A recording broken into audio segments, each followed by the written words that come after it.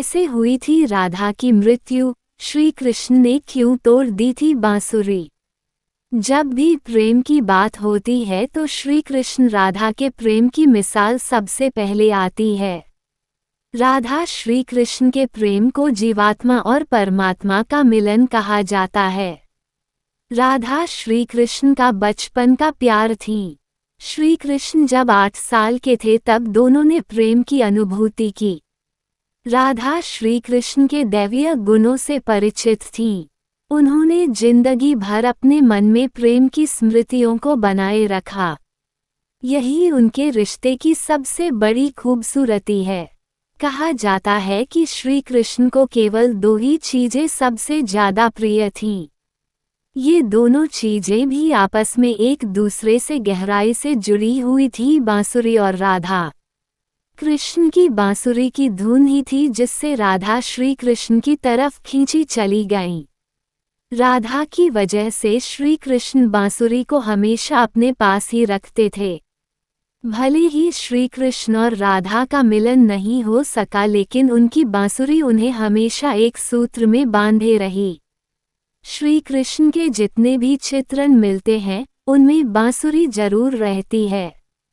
बांसुरी श्री कृष्ण के राधा के प्रति प्रेम का प्रतीक है। वैसे तो राधा से जुड़े कई अलग अलग विवरण मौजूद हैं, लेकिन एक प्रचलित कहानी नीचे दी गई है। भगवान श्री कृष्ण से राधा पहली बार तब अलग हुई जब मामा कंस ने बलराम और कृष्ण को आमंत्रित किया। वृंदावन के लोग ये खबर सुनकर दुखी हो गए। मथुरा जाने से पहले श्री कृष्ण राधा से मिले थे। राधा कृष्ण के मन में चल रही हर गतिविधि को जानती थी। राधा को अलविदा कह कृष्ण उनसे दूर चले गए।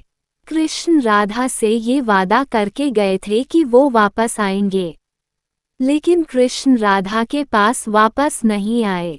उनकी शादी भी रुक्मिणी से हुई। रुक्मिणी ने भी श्री कृष्ण को पाने के लिए बहुत जतन किए थे।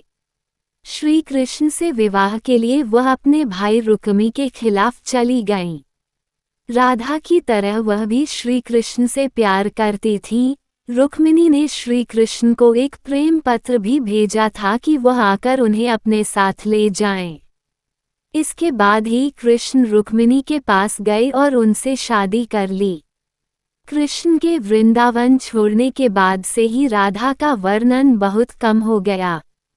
राधा और कृष्ण जब आखिरी बार मिले थे तो राधा ने कृष्ण से कहा था कि भले ही वो उनसे दूर जा रहे हैं, लेकिन मन से कृष्ण हमेशा उनके साथ ही रहेंगे। इसके बाद कृष्ण मथुरा गए और कंस और बाकी राक्षसों को मारने का अपना काम पूरा किया। इसके बाद प्रजा की रक्षा के लिए कृष्ण द्वारका चले गए और द्वारकाधीश के नाम से लोकप्रिय हुए। जब कृष्ण वृंदावन से निकल गए तब राधा की जिंदगी ने अलग ही मोड़ ले लिया था। राधा की शादी एक यादव से हो गई। राधा ने अपने दाम्पत्य जीवन की सारी रस्में निभाईं और बूढ़ी हुईं, लेकिन उनका मन तब भी कृष्ण के लिए समर्पित था। राधा ने पत्नी के तौर पर अपने सारे कर्तव्य पूरे किए।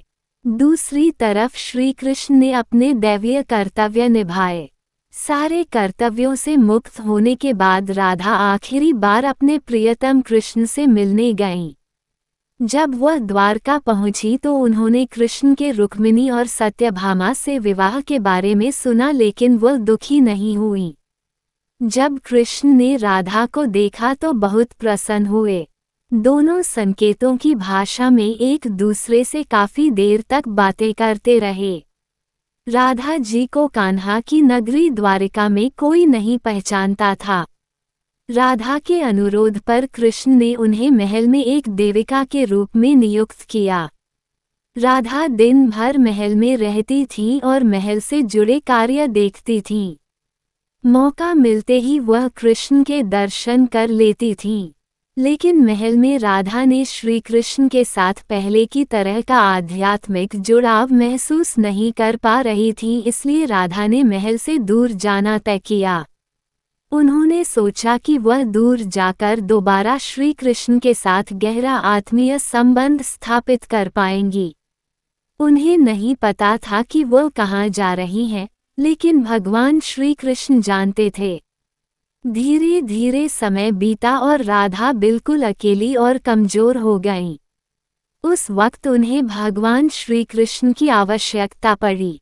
आखिरी समय में भगवान श्री कृष्ण उनके सामने आ गए।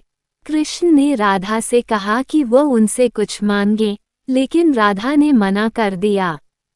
कृष्ण के दोबारा अनुरोध करने पर राधा ने कहा कि वह आखिरी बार उन्हें बांसुरी बजाते देखना चाहती हैं। श्री कृष्ण ने बांसुरी ली और बेहद सुरीली धुन में बजाने लगे। श्री कृष्ण ने दिन रात बांसुरी बजाई, जब तक राधा आध्यात्मिक रूप से कृष्ण में विलीन नहीं हो गईं।